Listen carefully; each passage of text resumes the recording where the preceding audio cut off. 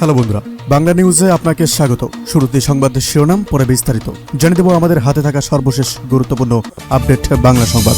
আর রয়েছে তারেক রহমানের হাতে বিএনপি টিকে আছে, এরকমটাই বললেন এবার জয়নুল আবদিন ফারুক। আপনাদের জানিয়ে দেব ছাত্রদল ও শিবির সংঘর্ষে এবার গুলিবিদ্ধ ৩। আপনাদের জানিয়ে দেব পতিত ফ্যাসিবাদ সুযোগ নিতে চাইছে, এরকমটাই জানাচ্ছে ইসলামী আন্দোলন।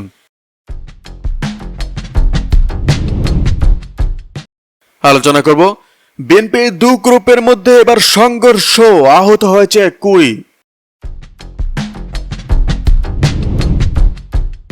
এদিকে আমরা উপদেষ্টাদের দায়িত্ব জ্ঞানহীন আচরণ দেখছি, এরকমটাই জানাচ্ছেন নাহিদ। বিস্তারিত আলোচনা করব নিহতদের ৫ কোটি, আহতদের ১ কোটি টাকা ক্ষতিপূরণ দিতে এবার রুল পাশ করল হাইকোর্ট। এদিকে কোনো ষড়যন্ত্র চক্রান্ত করে বিএনপিকে ধ্বংস করা যাবে না, জানাচ্ছে খোকন। আলোচনা করব জুলাই গণঅভ্যুত্থান দিবসেও বিভক্ত বিএনপি, পৃথক ৩ শোভাযাত্রা। এদিকে আওয়ামী লীগের দোসরদের বিরুদ্ধে ঐক্যবদ্ধ থাকার আহ্বান সামা ওবায়দের। বিএনপির কেন্দ্রীয় কমিটির সাংগঠনিক সম্পাদক সামা ওবায়দ স্থানীয় বিএনপির নেতাকর্মীদের ঐক্যবদ্ধ থাকার আহ্বান জানিয়ে বলেছেন, আপনারা আজকের এই দিনে প্রতিজ্ঞা করুন যে কোনো মূল্যে সবাইকে ঐক্যবদ্ধ থাকতে হবে, কারণ এখনো আওয়ামী লীগের দোসররা মাথাচড়া দিয়ে উঠতে চায়। তারা বাংলাদেশকে একটি স্বৈরতন্ত্রের মুখে ফেলে দিতে চায়, বাংলাদেশের মাটিকে অস্থিতিশীল করতে চায়।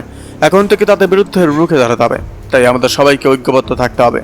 আওয়ামী লীগ ফ্যাসিবাদের পতন ও ছাত্রনেতার বিপর্যয়ের এবং বিজয়ের বর্ষপূর্তি পালন উপলক্ষে মঙ্গলবার বিকেলে নিজ নির্বাচনী এলাকা ফরিদপুরের সালথা উপজেলা সদর বাইপাস সড়কের পাশে একটি পথসভা আয়োজন করে বিএনপি স্থায়ী।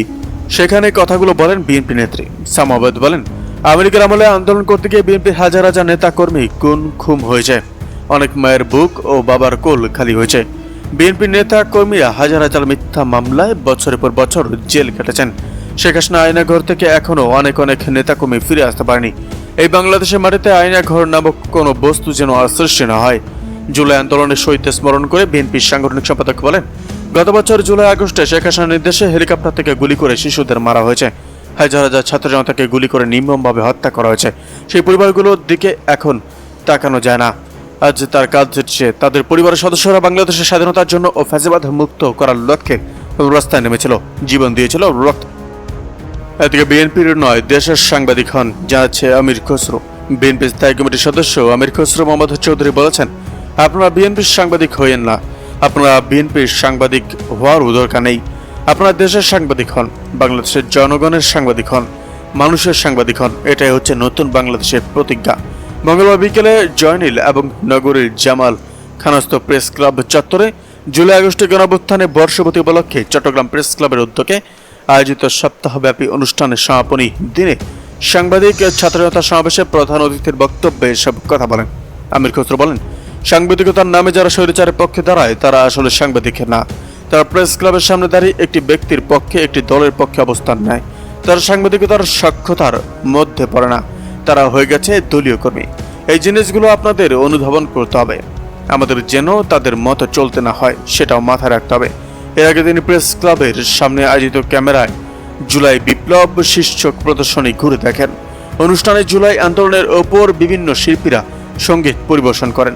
চট্টগ্রাম প্রেস ক্লাবের সদস্য সচিব জায়দুল করিম কোচির সভাপতিত্বে ও বৈশাখী টিভির ব্যুরো চিফ গোলাম মওলা মুরাদ ও বাসসের মিয়া মোহাম্মদ আরিফের প্রচারণায় এতে বিশেষ অতিথি বক্তব্য রাখেন চট্টগ্রাম মহানগর বিএনপির সাবেক সাধারণ সম্পাদক আবুল হাসেম বক্কর। এদিকে যারা স্বপ্ন দেখিয়েছিল তারা এই স্বপ্নকে দুঃস্বপ্নে পরিণত করেছে, জানাচ্ছেন নূর। যারা মানুষকে স্বপ্ন দেখেছিল তারা ৫ই আগস্টের পর সেই স্বপ্নকে দুঃস্বপ্নে পরিণত করার অভিযোগ করেছেন ডাকসুর ভাবেক ভিপি ও গণ অধিকার পরিষদের সভাপতি নুরুল হক নূর।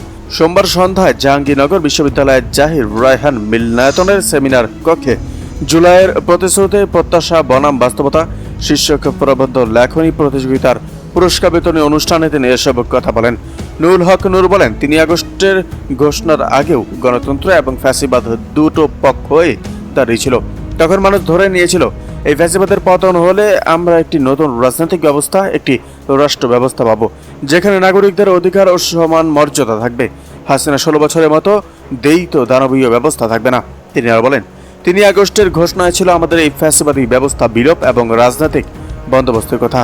তবে আন্দোলনে এই প্রতিশ্রুতি বাস্তবায়নের 11 মাসে সবচেয়ে বড় প্রতিবন্ধকতা হয়ে দাঁড়িয়েছে তারাই, যারা প্রতিশ্রুতি দিয়েছিল। মানুষ হতাশা হয়েছে। এখন রাজনৈতিক দল থেকে শুরু করে সবার মধ্যে হতাশা।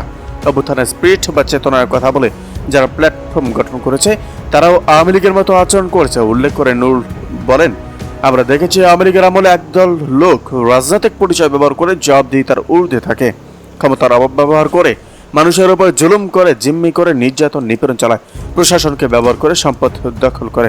অভ্যুত্থানের পরে যারা স্পিরিট এর কথা বলে প্ল্যাটফর্ম গঠন করেছে, তারাও কিন্তু একই কাজ করছে। এদিকে জুলাই ঘোষণাপত্রে কি থাকছে সেদিকে দৃষ্টি বিএনপি সহ অন্যান্য দলের। জুলাই গণঅভ্যুত্থানের বর্ষপূর্তির দিনে এসে ঘোষণা করা হচ্ছে বহুল আলোচিত জুলাই ঘোষণাপত্র। আগামীকাল মঙ্গলবার বিকেলে রাজধানী মানিক মিয়া অ্যাভিনিউতে সমাবেশে এই ঘোষণাপত্র পাঠ করবেন প্রধান উপদেষ্টা অধ্যাপক মোহাম্মদ ইউনূস। এই জুলাই ঘোষণাপত্রে কি থাকছে তা নিয়ে রাজনৈতিক দলগুলোর পাশাপাশি সচেতন নাগরিক সমাজের আগ্রহ রয়েছে।